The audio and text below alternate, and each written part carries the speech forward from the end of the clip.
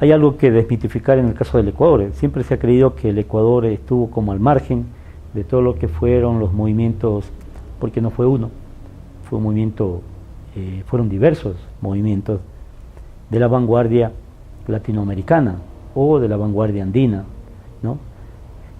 Yo creo que es importante subrayar que Ecuador es parte de esa vanguardia, de manera activa. Si nos ponemos a pensar que ya en el año 18, un poeta como 1918 del siglo XX, un poeta como es el caso de Hugo Mayo, colabora con la revista Ultra que se publicaba en Madrid, con un poema ultraísta, ¿no? Y esto también nos lleva a pensar que este hecho también pone en cuestionamiento aquello de que supuestamente el caso de la vanguardia ecuatoriana es que es una vanguardia tributaria de la vanguardia europea. Y es interesante saber que el poema de Mayo, que es ultraísta, se publica en la revista Ultra que se editaba en Madrid, es un texto que está proponiendo una escritura de ese tipo a una revista que está circulando en ese momento en Europa, ¿no? Por tanto, no es que Mayo está haciéndose eco del ultraísmo. Mayo es ultraísta, ¿no? Desde una perspectiva absolutamente latinoamericana, ¿no? Así como Huidobro es creacionista ya en el año 16, cuando está proponiendo su manifiesto y toda su visión respecto a esta propuesta, estas estrategias escriturarias que sin duda eran absolutamente innovadoras, ¿no?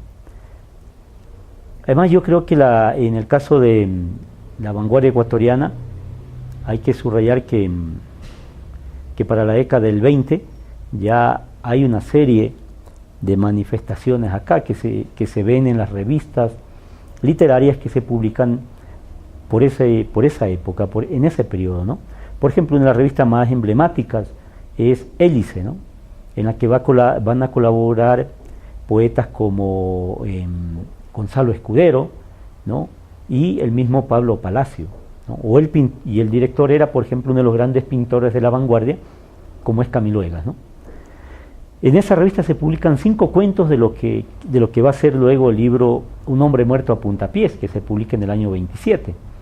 Y en esa revista se publican 5 de esos cuentos, en los 5 números que la revista logra lanzar para entonces, ¿no?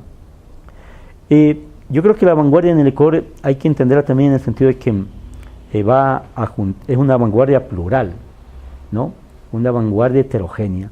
Por un lado va a estar la línea, por ejemplo, de los escritores del realismo social y del indigenismo, y por otra van a converger los autores como Pablo Palacio, por ejemplo, con lo que se llama surrealismo abierto o surrealismo crítico, y a la vez un autor como Humberto Salvador, ¿no? Que es un escritor marginado de todo ese proceso de la vanguardia, porque en un momento dado, hacia los años 30, Salvador, como eco de una crítica o de la crítica que le van a hacer autores como Joaquín Gallegos Lara, por ejemplo, desde una perspectiva política muy militante, ¿no? Respecto a su obra de vanguardia, él va a escribir a un realismo que el mismo Gallegos Lara lo definió de manera, yo diría, muy lúcida. Él lo llamó un realismo integral. Y no se le ocurrió jamás a un crítico como Gallegos Lara decir, por ejemplo, que la obra de Humberto Salvador ascribía al realismo socialista, que es lo que lamentablemente otros críticos van a decir de la obra, pero posterior a la obra no vanguardista que yo llamo de Salvador, sino que ascribe a este realismo integral, ¿no? Donde hay novelas como Camarada, Trabajadores, ¿no? Que más bien van a tener esta tesitura, ¿no? De este realismo integral. Yo creo que Salvador como Palacio manejan esta otra línea de este gran momento que se expresa en la vanguardia de la narrativa ecuatoriana de los años 20 hacia el 30, ¿no? Pero la vanguardia tiene un antecedente clave, que son los poetas, ¿no? A la cabeza de ellos está Mayo, que he mencionado, pero luego van a venir autores como Alfredo Gangotena, ¿no? Gonzalo Escudero, el mismo Jorge Carrera Andrade, ¿no? Ignacio Lazo, por ejemplo, ¿no? José Alfredo Llerena, etcétera, ¿no?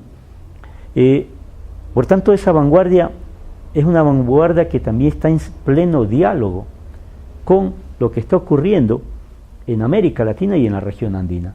Prueba de eso es que algunos de estos autores van a colaborar en revistas vanguardistas como Amauta, que funda Mariátegui, y luego en el famoso boletín Titicaca, ¿no? Que se publica en Puno, ¿no? Donde van a publicar poetas como Mayo, pero a la vez se va a reseccionar y se va a comentar la obra de narradores como Pablo Palacio. Las vanguardias vuelven a ser motivo de preocupación por parte de los estudiosos y de la crítica, en el caso del Ecuador, pero también por parte de los creadores, a partir de que se empieza a descubrir algo, que el proceso de las vanguardias es un proceso que quedó inconcluso, trunco, y que las vanguardias no es que lo que ha dicho cierta crítica también, ya dijeron, y lo que dijeron se supone que es un caso cerrado, o un asunto sobre el que ya no había que volver. Yo creo que las vanguardias iniciaban algo precisamente, o inauguraban algo, en un momento en el que incluso no tuvieron los lectores que esa obra y esas propuestas estético-literarias se planteaban, porque sencillamente eran códigos que para el momento no pudieron tener el empate, la respuesta que ellos estaban buscando. Y eso quedó como pendiente. Va a ser necesario que pasen un par de décadas para, incluso una vez que se produce un fenómeno como el boom de la narrativa latinoamericana, empezar a, por ejemplo, a redescubrir que en el Ecuador, tomemos el caso solo del Ecuador como excepción, como particularidad, es que en el Ecuador hubo autores, ¿verdad?, que ya en sus proyectos literarios fueron configurando una serie de elementos que todo este movimiento, por ejemplo, del boom, había puesto en discusión, ¿no? Por ejemplo, el caso de la obra de un autor como José de la Cuadra, por decir, ¿no?, que está ya en los años, hacia finales de los 20 y en la década de los 30, está proponiendo un tipo de narrativa en la que hay unos fuertes elementos, no quiero decir que existe exactamente así como se ha creído a veces, del realismo mágico, por ejemplo, no, pero sí hay una serie de elementos que de la Cuadra ha incorporado a su escritura y que han sido tomados de los imaginarios, sobre todo de los campesinos montubios, por ejemplo, ¿no? Y que eso le permitieron a de la Cuadra configurar un universo narrativo donde tiene un rol protagónico, por ejemplo, el mito, ¿verdad?, la leyenda, y todos esos imaginarios populares que hicieron que construya un tipo de narrativa que sin duda va a ser como un antecedente clave para luego, cuando se conoce la obra de autores como Rulfo o García Márquez, ¿verdad?, tomar y considerar que en esos periodos de la vanguardia eso ya fue un germen que estuvo latente ahí, ¿no? Fue de alguna forma algo que estos autores empezaron a detectar, ¿verdad?, y que consideraron que era importante, por ejemplo, reconocer la existencia de una otra edad, que yo creo que en las vanguardias es algo importante, es una herencia romántica, e incluso los modernistas también lo van a hacer, pero que los vanguardistas, en el caso de Ecuador como de América Latina, lo van a llevar a un nivel máximo, diría yo, van a forzar esa posibilidad en la que va a haber ese reconocimiento. Por ejemplo, un libro de cuentos como Los que se van, que lo firman 3 autores muy jóvenes para la época, como Joaquín Gallegos Lara, Demetrio Aguilera Malta y Enrique Gil Gilbert. Es un libro que tiene un subtítulo que dice Cuentos del Cholo y el Montubio. Ese es un libro que para la época sin duda es un texto de la vanguardia y que hay que leerlo en esa clave. Y es un libro que está proponiendo una ruptura con el canon, no con el canon, porque no había de alguna forma en Ecuador, pero sí está proponiendo una ruptura frente a una cultura hegemónica que incluso en términos de un proyecto de una literatura nacional, jamás había logrado algún tipo de propósito realmente importante o proyecto que valga la pena considerar. Y ese es un libro que está poniendo en evidencia que la existencia de esa otra edad y por tanto que está dando cuenta de un país secreto, como diría el poeta Jorge Carrera Andrade, ¿no? Y que ellos van a través de su narrativa lo van a ir visibilizando, que es la misma estrategia discursiva que va a desarrollar en el caso del indigenismo de Jorge Casa en el Ecuador, el indigenismo, ¿no? Entonces yo creo que lo que ha permitido una relectura de las vanguardias y un volver a las vanguardias y que las vanguardias se vuelvan a ubicar en el escenario contemporáneo del debate contemporáneo es que sin duda todas sus propuestas tienen una especie, yo diría, de diálogo, ¿no? Una propuesta de una conversación que las vanguardias permiten que se continúe. Por eso mi comentario siempre ha sido en el sentido de que yo no creo que la obra de los vanguardistas, en este caso ecuatorianos y latinoamericanos, no fue una obra que se cerró, es una obra que siempre está abierta a muchas relecturas, ¿no? Eso ha permitido que, por ejemplo, los nuevos escritores, que va a ocurrir en el Ecuador con los autores, por ejemplo, de una generación como la del 70, que en un momento dado pongan atención en autores y reparen en la obra de autores como Palacio, por ejemplo, pero a la vez como José de la Cuadra, ¿no?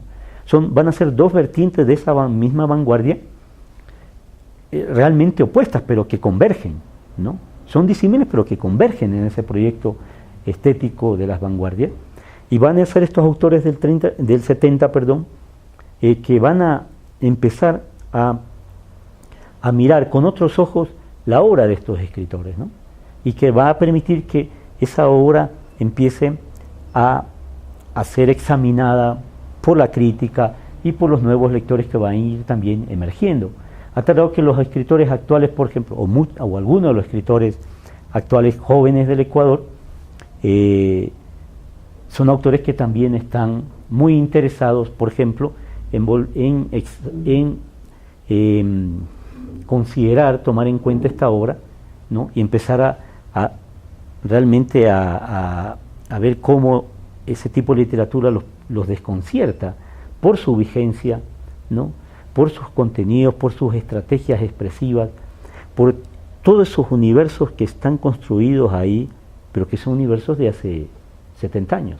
Entonces, esa posibilidad de que esa literatura tenga una vigencia total es lo que ha hecho que los escritores también actuales, no solo los del 70, sino los actuales, te hablo de los autores de finales del siglo XX y de este siglo XXI, tengan realmente una actitud yo diría, de curiosidad por interpelar a esta literatura, que es una literatura, un mérito de la vanguardia, que cuando ellos entran a esta literatura, descubren que estas escrituras los interpelan de una manera bastante desconcertante a ellos.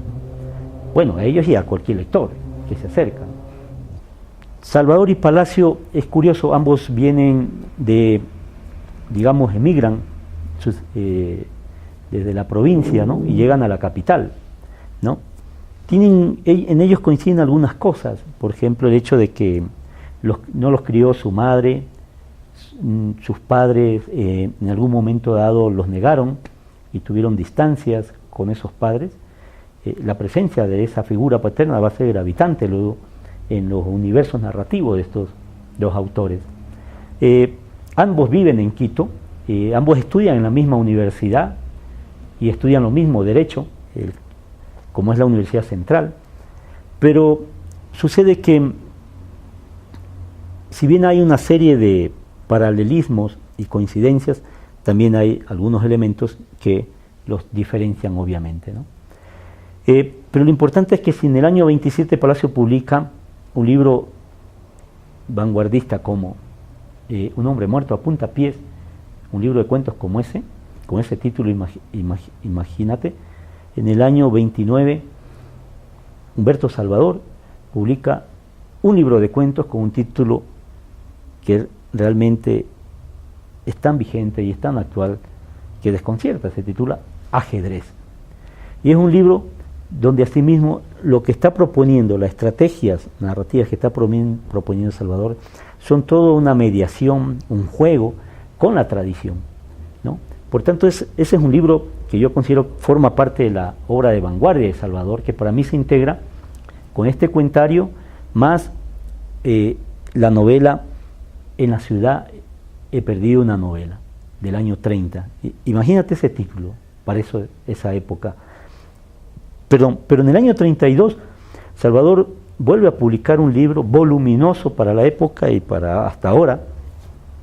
Bueno, no es usual que un autor publique un libro de cuentos de cerca de 400 páginas, y con un título así mismo muy actual, ¿no?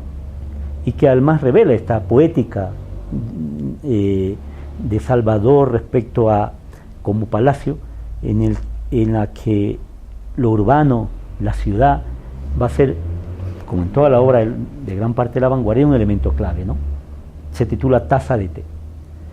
Entonces yo creo que Salvador es un autor que injustamente fue marginado por la crítica canónica, porque estos tres libros, que son los que integran su obra de vanguardia, van a ser seriamente cuestionados por una crítica muy militante desde el punto de vista de lo políticamente correcto, ¿no? Pero que asimismo tuvo un muy buen reconocimiento y muy lúcido por algunos críticos de la época. La excepción siempre será un crítico lúcido como Benjamín Carrión, que igual supo valorar en su hora y en su momento, no 60 años después, en ese momento, y apostar por la obra de estos vanguardistas como Palacio, como Salvador, y también lo hizo por Icaza como por los autores del libro Los que se van, ¿no? Entonces yo creo que ahora también en estos últimos años se empezó a dar como un proceso de recuperación de la obra vanguardista de Humberto Salvador, ¿no? Un autor que vivió en Quito hasta los años 50, y cosa curiosa, otra coincidencia, Salvador nació en Guayaquil, Palacio nació en Loja, muy niño, muy joven vino Palacio a Quito a hacer su estudio universitario. Salvador vino muy niño, prácticamente menos de un año, y lo criaron en Quito a sí mismo unos tíos, igual que a Palacio lo crió en Loja un tío, que es el que le financió incluso sus estudios. Pero la coincidencia también se ve en lo siguiente: Palacio, por problemas de salud, por todo lo que se conoce respecto a su salud, es necesario que sea llevado a Guayaquil, donde va a tener un tratamiento psiquiátrico por los problemas que empieza a presentar. Palacio está en la década de los 40 en Guayaquil, y Salvador va en la década de los 50, inicio justo de la década de los 50. Le toca volver por razones de salud de su compañera, así mismo a Guayaquil, que es su ciudad natal, pero él se instala ahí va a escribir una serie de novelas posteriormente, que bueno, corresponden a otra tesitura literaria, ¿no? Pero digo, la conciencia es como que Palacio muere también en Guayaquil, y ahí muere también Salvador, ¿no? Que son dos autores que se van a encontrar en lo que es este devenir de la vanguardia de la narrativa ecuatoriana de los 20 y 30, ¿no? Raúl, te quería preguntar ahora, vos como escritor, nosotros de Final Abierto editamos en la Argentina Catálogo de Ilusiones, que es un libro de cuentos, o como le dicen ustedes, un cuentario. Y como yo escribo en la contratapa, si bien es un libro de cuentos, uno podría verlo casi como una novela, ¿no? O sea, desde mi punto de vista tiene una unidad, no solo temática, sino yo diría de la presencia de las obsesiones. Hay como una obsesión que yo un poco pongo, inclusive, que hasta por momentos genera un rechazo, porque parece que estuviera cargado de una misoginia tremendo. Y yo lo que te quería decir es que me daba la sensación que el cuento La lluvia que te niega, que rescata ese personaje imaginario que podríamos decir que es el mismo en todos los cuentos, por lo menos atravesado por esa misma obsesión que cada uno de los cuentos van dando vuelta. Y me parece en este personaje, que es muy particular porque exactamente, si bien en todos los demás cuentos son adultos, ese personaje, en La lluvia que te niega es un personaje que es un niño, el personaje. Hay una escena muy fuerte que es sus tías bañándolo, ¿no? donde hay una especie de nube sexual, de abuso obviamente, desde el punto de vista de la relación adulto-niño, que uno podría pensar esa misoginia de los personajes de los demás cuentos como ese gran antecedente, que es el único momento donde uno puede pensar esos personajes adultos desde una visión menos condenatoria y más entendible. Y no por nada me llama la atención el título del cuento, ¿no? Que es exactamente La lluvia que te niega, ¿no? O sea, exactamente esa lluvia, si uno pensaba en esta relación, de esta imagen de las tías duchándolo, ¿no? El tema de esa misma ducha, de negarlo como capacidad de poder crear su propia identidad, ¿no? O sea, ese abuso y ese maltrato en esta imagen que es muy fuerte, porque no es que el cuento todo el tiempo está marcando el abuso, es casi una imagen velada que se hace intenso en esa parte para el lector. En ningún momento está puesto explícito, tremendamente explícito el abuso. Digo, me llama mucho la atención el título, ¿no? De La lluvia que tenía, que lo niega porque lo condiciona en esa obsesión para poder armar su propia identidad como adulto, ¿no? A lo largo, ¿no? Y ese condicionamiento. Digo, no sé qué pensás de esto que yo te decía, o cuál es tu lectura del cosa, ¿no? Siempre un libro dispara en los lectores, por eso siempre creo yo, como escritor, es muy difícil hablar de los libros propios. Sí. Tú lo has dicho bien, muy difícil. Yo creo que para uno es lo más complicado, para uno como autor, así que lo que puedo decir es que más bien me parece muy interesante todo lo que tú has apuntado, porque más bien me das una serie de elementos, de indicios que resultan ser un conjunto de preguntas que están como interrogando a estos personajes en este cuento, ¿no?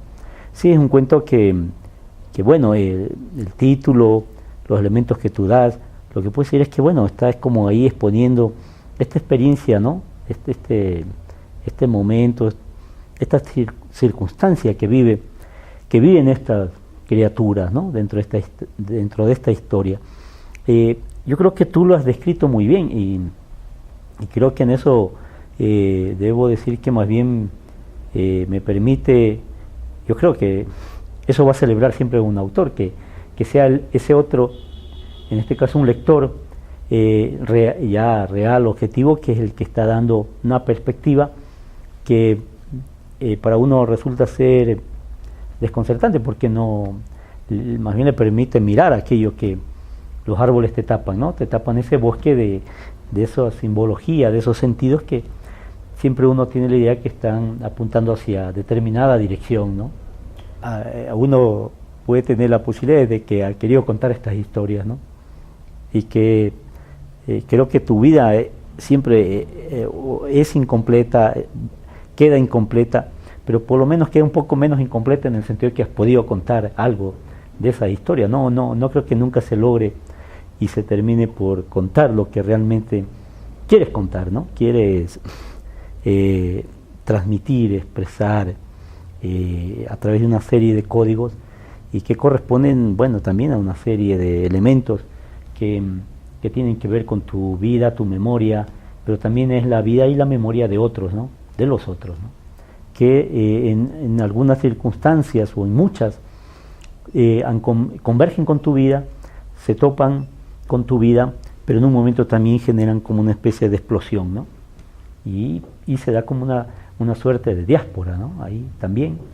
Y creo que de eso también la literatura se encarga o se ha encargado siempre como de ir articulando, de ir como dándole de alguna forma dándole un lugar, ¿no? Si se quiere, ¿no? Interesante es como que en este caso para mí este libro marca un momento en el que había una serie de elementos dispersos que, bueno, siempre están dispersos, pero que de alguna forma cuando vas como proyectando esta idea de juntar estas historias, te permites como tratar simplemente de volver a jugar, como diría Cortázar, la rayuela, ¿no? Esa rayuela que está conformada por una serie de episodios que sin duda no tienen a veces una secuencia de pronto lógica, ni es fácil que se explique, ¿no? Pero a la distancia te puedo decir que es como para mí es resultado de un trabajo en el que se marcaron ciertas búsquedas, pero que a la vez te evidencian algo, que siempre esas búsquedas te llevan a otras, y que todo es como un juego incesante, sin final, ¿no? No hay fin en este juego, no hay final en este juego, ¿no? Y yo creo que el sentido de este juego, si es que lo tiene, es el hecho de que sea eso, un juego, ¿no? Siempre. Tal vez sea lo que yo siempre me parece interesante en la narrativa de Cortázar, de Felisberto Hernández, del mismo Borges, por decirte, ¿no? O de autores como Palacio, ¿no? Esta sensación de que luego van a ser, eso se va a evidenciar en autores incluso posmodernos y contemporáneos, como por ejemplo el mismo Roberto Bolaño, ¿no? Esta idea de lo discontinuo, ¿no? Esta idea de lo que siempre, mira, eso en Bolaño, por ejemplo, cuando uno mira la obra de Bolaño, uno que puede ver, percibir ahí una enorme resonancia de todo lo que ha sido el proyecto narrativo de las vanguardias. Esta idea de lo discontinuo, por ejemplo, ¿no? Esta idea de lo no concluido, ¿no? Que me resulta ahí muy interesante, ¿no? De un autor como Bolaño. Y sí, a mí me parece que eso siempre es como tal vez la invitación o la tentación, ¿no? Vuelvo a la figura, la metáfora de la rayuela, ¿no? A que vuelves a armar esa rayuela como cuando niños, siempre, que por cierto en nuestro medio siempre el juego de la rayuela era más bien de dominio de las mujeres, ¿no? Muy raro era que los hombres se integren, era como un poco en nuestro medio un poco excluyente, ¿no? Pero que a la vez siempre me ha fascinado esa idea de que es un juego que estamos siempre recomenzando, ¿no?